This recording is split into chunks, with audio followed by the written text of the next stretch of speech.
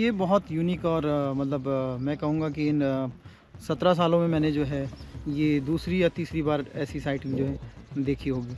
और ये साइटिंग भी 2-3 बार ही हो पाती है, जो मुंह में किल लेके हेड ऑन चलना। जी, नहीं सही बात है। और द बेस्ट पार्ट वाज कि उस रास्ते पर सिर्फ हम और वो टाइग्रेस थी।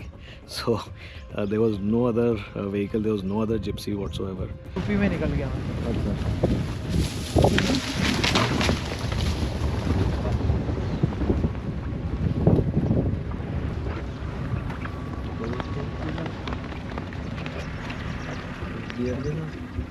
हैं?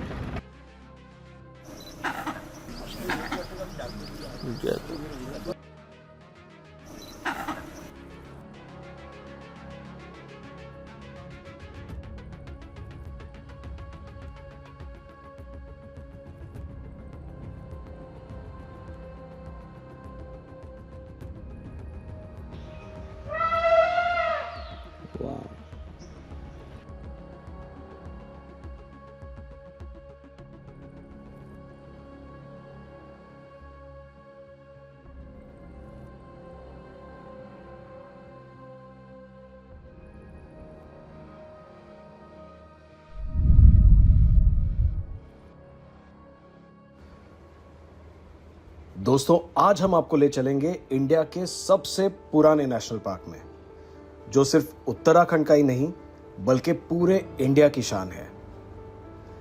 1936 में एस्टैब्लिश किया गया ये पार्क इंडिया के सबसे ब्यूटीफुल पार्क्स में से एक है और आज भी ये देश के मोस्ट आइकॉनिक टाइगर लैंडस्केप्स में से एक माना जाता है। यहां के घने साल फॉरेस्ट, रामगंगा नदी के रिवर बेड्स, सुंदर ग्रासलैंड्स और हिमालयन फुटहिल्स सब मिलकर क्रिएट करते हैं एक ऐसा हैबिटेट जिसकी सुंदरता की मिसाल दी जाती है।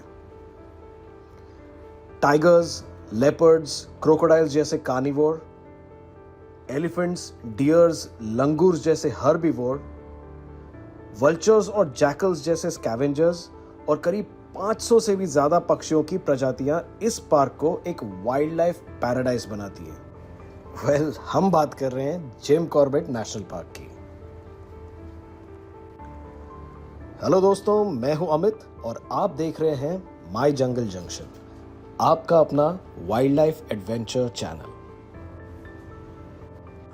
पहली बार जिम कॉर्बेट में आया हूं एंड माय जंगल जंक्शन पर आप भी पहली बार जिम कॉर्बेट नेशनल पार्क देखोगे। So I am quite excited. Mumbai से दिल्ली में 3 दिन नॉन स्टॉप ऑफिशियल काम एंड उसके बाद कल रात को दिल्ली से करीब 11 बजे मैं निकला और यहाँ 4:30 बजे जिम कॉर्बेट पहुँचा एंड बिल्कुल 1 घंटे के अंदर I am absolutely ready. It is 5:40 in my watch, ready for my first safari at Jim Corbett. Let's have a great day, great safari. Morning में हम जिरना जोन में रहेंगे, आफ्टरनून में बिजरानी एंड कल हमारा ढिकाला होगा लेकिन कैंटर से होगा। I am super excited to be at Jim Corbett for the first time in my life. Okay, so that's the reception.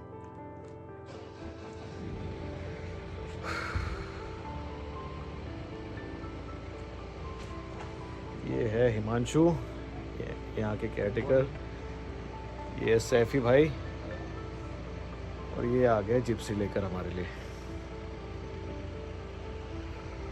चलो डन भाई।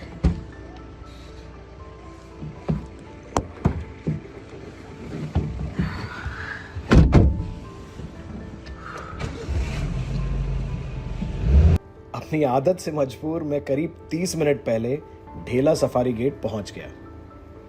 इस मेन गेट से 2 अलग अलग सफारी जोन्स की एंट्री होती है, ढेला और झिरना।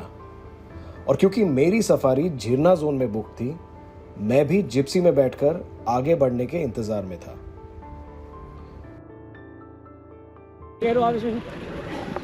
हाँ sir, hello, good morning sir, how are you?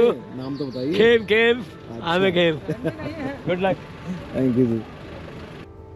उस सुबह की ये इंटरेस्टिंग मुलाकात मुझे हमेशा याद रहेगी। और ऐसे पॉजिटिव वाइब्स के साथ सुबह के शार्प 6 बजे हमने हमारी सफारी स्टार्ट की। धेला मेन एंट्रेंस से झिरना जोन तक का सफर करीब 10 मिनट का है। Okay friends, so here we go. Morning safari started. Dhela से हम आगे बढ़ते हुए भी झिरना की तरफ जाएंगे, then we will enter the jungle. साथ में हमारे हैं विनोद भाई जो हमारे गाइड हैं आज। Hello. And of course Saifi भाई से तो मिल चुके हैं, जिन्होंने हमें होटल से पिकअप किया। और उस रास्ते में बड़े ग्रासलैंड्स और खुले मैदान हैं जहां स्पॉटेड डियर्स अच्छी तादाद में दिखाई देते हैं, जो कि एक वेल बैलेंस्ड बायोडाइवर्सिटी का प्रतीक है। सनराइज से ठीक पहले हम झिरना एंट्रेंस पहुंच गए। Here we are, Jhirna gate पे हमने जस्ट एंटर किया हुआ। सो ढीला गेट से झिरना की ड्राइव करीब 10 मिनट की है। सारी गाड़ियां वैसे आ रही हैं। जिम कॉर्बेट से एक नई और बड़ी अपडेट ये है कि यहाँ सफारी के दौरान मोबाइल फोन्स अब स्ट्रिक्टली बैन किए गए। तो परमिट, डॉक्यूमेंट वेरिफिकेशन और मोबाइल चेक के बाद हम झिरना गेट से आगे बढ़े। और तभी विनोद जी और मुझे दूर से एक स्पॉटेड अलार्म कॉल सुनाई दी, जो चलती गाड़ी में हमें ठीक से सुनाई नहीं दी थी। इसलिए हमने आगे रुकी हुई जिप्सी से पूछताछ की और वो भी वही अलार्म कॉल सुनकर वहां रुके थे। वहां का नजारा एंजॉय करते हुए और अगले अलार्म कॉल का इंतजार करते हुए हम कुछ देर तक वहीं रुके रहे। अगले 10 मिनट इंतजार करने के बावजूद ना कोई अलार्म कॉल्स थी, ना कोई एनिमल मूवमेंट। और ये देखकर हम फाइनली आगे निकल गए। यहां आने से पहले मुझे अपने दोस्तों से और कुछ वाइल्ड लाइफ एंथुजियास्ट से भी यहां की टाइगर साइटिंग्स के बारे में कुछ मिक्स्ड रिएक्शंस मिले। यहां भले टाइगर पॉपुलेशन बाकी पार्क्स के मुकाबले सबसे ज्यादा हो, लेकिन टाइगर साइटिंग्स उतनी ही मुश्किल होती है। घने जंगल और लंबे ग्रासलैंड्स के चलते ऐसा कहा जाता है कि यहाँ के टाइगर्स और लेपर्ड स्पॉट करना मतलब रुई के ढेर में सुई ढूंढने के बराबर होता है। मैंने कुछ दोस्तों से सुना था कि कॉर्बेट में 8-10 सफारीज के बाद भी उन्हें एक भी टाइगर नहीं दिखा था। और कुछ दोस्तों ने यह भी बताया कि इतने सुंदर बैकड्रॉप में जब कोई टाइगर दिखता है तो वो बड़े शानदार तरीके से दिखता है। अब ऐसे मिक्स्ड रिएक्शंस की वजह से मैंने अपने टाइगर साइटिंग के होप्स कम रखकर जंगल की खूबसूरती पर ही फोकस करना सही समझा। आगे बढ़ते हुए हमें जिप्सी ट्रेल पर हाथियों के ड्रॉपिंग्स दिखे। ऐसा लग रहा था कि वो कुछ ही देर पहले हमारे सामने वाली डायरेक्शन में बढ़े थे। यहां के गेस्ट हाउसेस और फॉरेस्ट क्वार्टर्स इलेक्ट्रिक फेंसिंग से प्रोटेक्टेड होते हैं। ये फेंसिंग आमतौर पर 12 वोल्ट्स के शॉक्स तक रेगुलेटेड होती है, जो एलिफेंट्स या प्रेडेटर्स को बिना हार्म किए दूर भगाने के लिए काफी होती है। वहां से कुछ ही डिस्टेंस पर हमने 2 जिप्सीज रुकी हुई देखी। उनसे पता चला कि हाथियों का एक छोटा झुंड जंगल के अंदर चला गया था। अनफॉर्चुनेटली हम उन्हें देख नहीं पाए। और वहां से आगे बढ़ते हुए हमने कुछ और एलिफेंट ड्रॉपिंग्स देखी, जिससे उनकी मूवमेंट की डायरेक्शन का पता चल रहा था। वो जिस डायरेक्शन में गए थे उस डायरेक्शन में जाकर हमें शायद जंगल एक्सप्लोर करने का वक्त नहीं मिल पाता, इसलिए उनको ट्रैक करना छोड़कर हमने ऑल्टरनेट रास्ता चुना। आगे बढ़ते हुए हम उस स्पॉट पर पहुंचे जहां उत्तराखंड और उत्तर प्रदेश का बॉर्डर मिलता है। हमारे लेफ्ट में था उत्तर प्रदेश के अमानगढ़ का एंट्रेंस और दूसरी तरफ उत्तराखंड के झिरना जोन का घना जंगल। कुछ ही देर में हम एक ड्राई रिवर बेड पर पहुंच गए, जहां पर मैंने जिप्सी रुकाकर एक बहुत ही स्पेशल सनराइज एंजॉय किया। कुछ देर बाद मैंने नोटिस किया कि बिल्कुल हमारे जिप्सी के सामने एक बड़ा लंगूर बैठा था जो पहले तो काफी रिलैक्स था और फिर अचानक अलर्ट होकर ड्राई रिवर बेड की डायरेक्शन में जाकर बैठ गया और वहां बैठे बैठे कंटिन्यूस अलार्म कॉल्स देने लगा।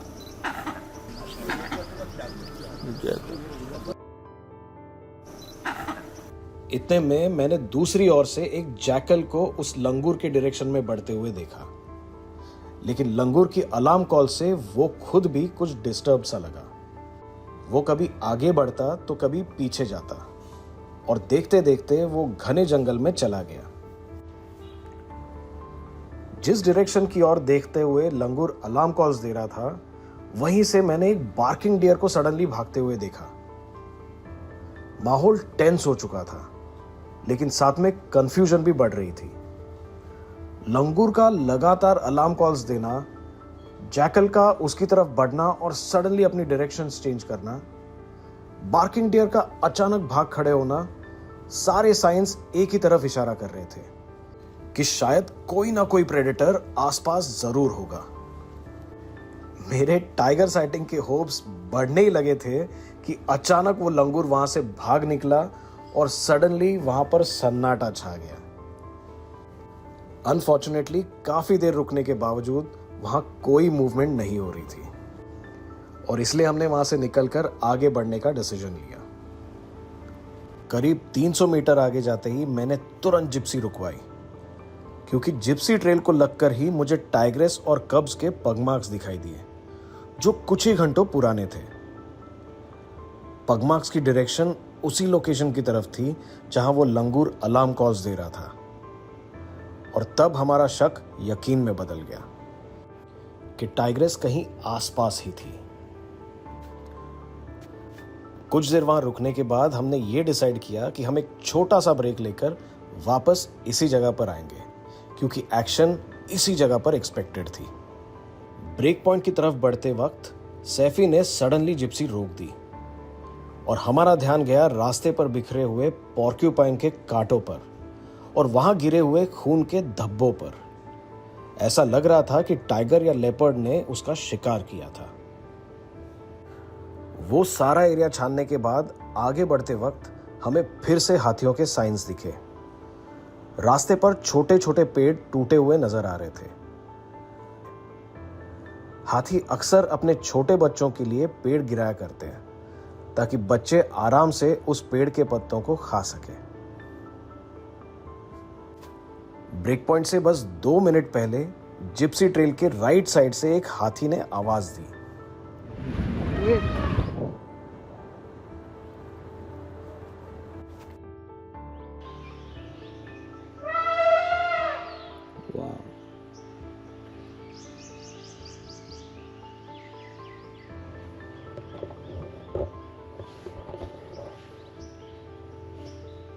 Elephants are right there inside. They're just communicating with each other.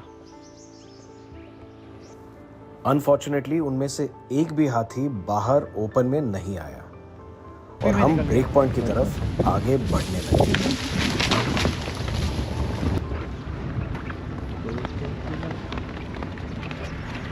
गप्पे लड़ाते हुए हम फाइनली ब्रेक पॉइंट यानी गेस्ट हाउस पहुंच गए।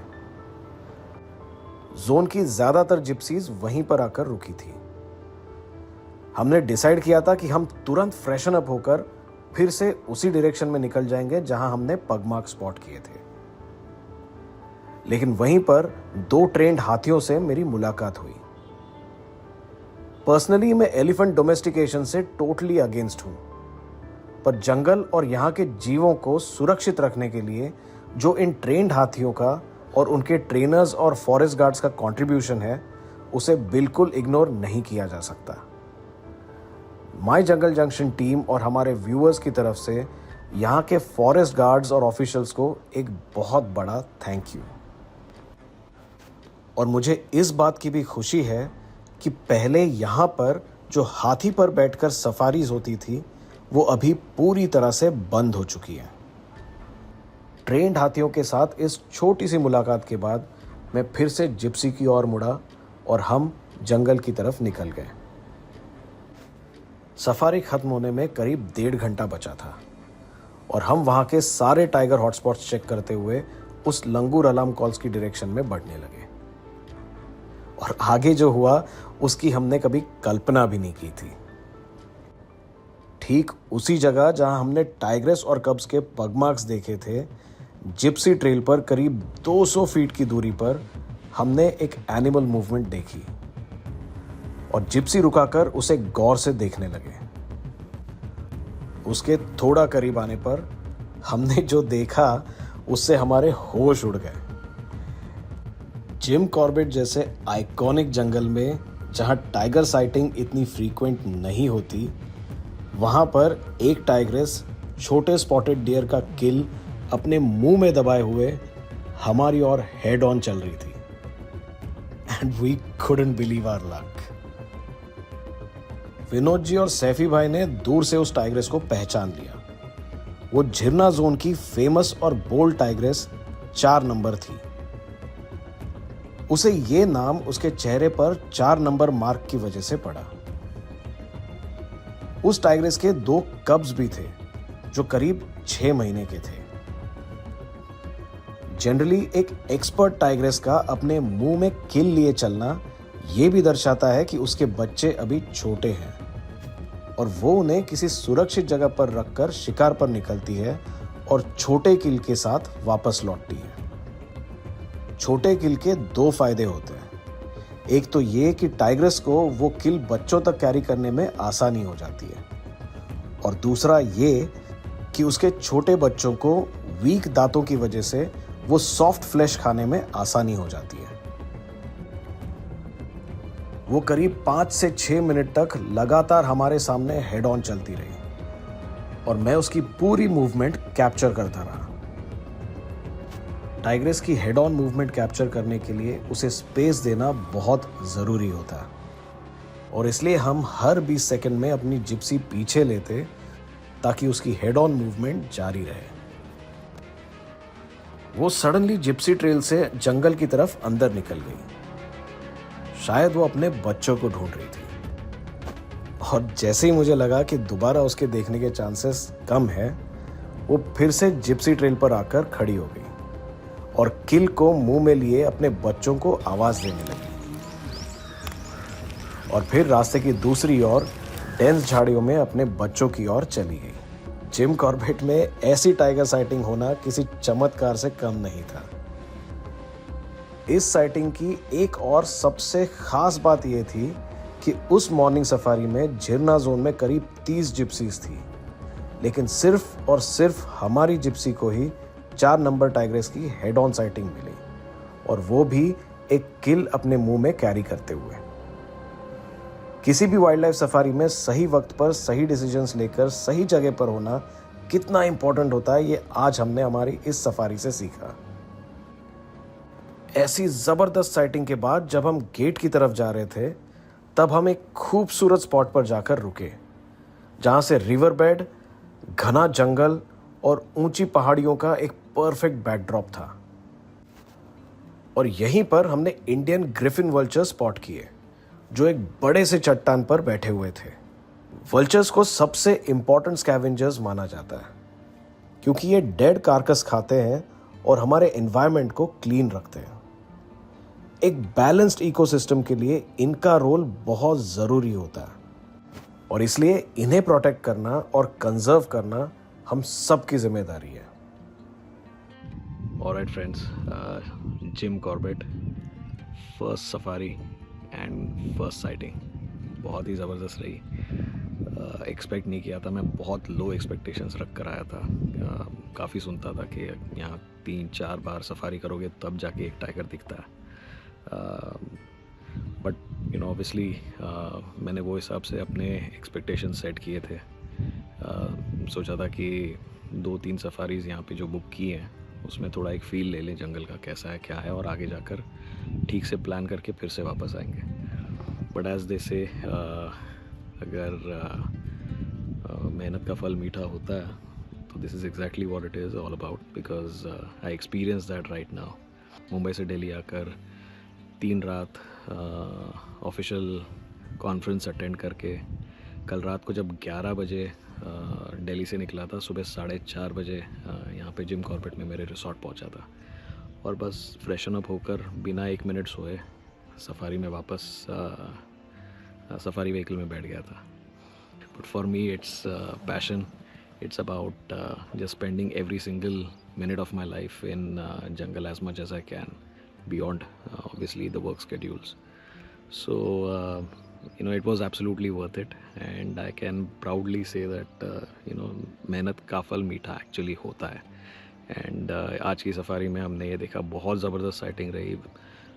नंबर 4 फीमेल टाइग्रेस बिल्कुल सामने से किल अपने मुंह में लेकर हमारे सामने चलती रही head on shot for almost 5-6 minutes. And फिर उसके बाद उसका अपने बच्चों को आवाज़ देना was very very unique. And this is what dream sightings are all about. And इस साइटिंग को पॉसिबल करने के लिए हमारे दोस्तों ने भी काफ़ी मेहनत की, सही डिसीजंस लिए. So just a quick thank you to Vinod भाई एंड सैफी. ये बहुत यूनिक और मतलब मैं कहूँगा कि इन 17 सालों में मैंने जो है ये दूसरी या तीसरी बार ऐसी साइटिंग जो है देखी होगी. अच्छा. और ये साइटिंग भी 2-3 बार ही हो पाती है, जो मुंह में किल लेके हेड ऑन चलना. हाँ जी, नहीं सही बात है. और द बेस्ट पार्ट वाज कि उस रास्ते पर सिर्फ हम और वो टाइग्रेस थी. So there was no other vehicle, there was no other gypsy whatsoever. My first safari in Jim Corbett was all about. It was great to see the tigress. It was great to see the other animals as well, the vultures, the elephants. काफ़ी सारी movements यहाँ पे हुई जो हमने experience की. हालांकि हम सब कुछ कैप्चर नहीं कर पाए, but obviously there is always next time for it. So अगली टाइम फिर से हम नेक्स्ट जोन हमारा बिजरानी है आज आफ्टरनून को, एंड देन कल डिकाला है. So during these 2 safaris as well, I hope that we get to see great tiger sightings, and ताकि हम आपके लिए वो sightings लेकर आए. So that's about it. Thank you from this zone. Thank you once again Vinod भाई, Saifi. Thank you. See you. सो दोस्तों, ये थी हमारी जिम कॉर्बेट की पहली सफारी के कुछ थ्रिलिंग और एक्सक्लूसिव मोमेंट्स जो आज सिर्फ और सिर्फ माई जंगल जंक्शन के व्यूअर्स को देखने मिले. तो आपको हमारा ये सफारी एक्सपीरियंस कैसा लगा? कमेंट बॉक्स में अपने व्यूज़ ज़रूर लिखिएगा. और ऐसे इंटरेस्टिंग वाइल्ड लाइफ एक्सपीरियंसेस के लिए सब्सक्राइब कीजिए और देखते रहिए माई जंगल जंक्शन, आपका अपना वाइल्ड लाइफ एडवेंचर चैनल.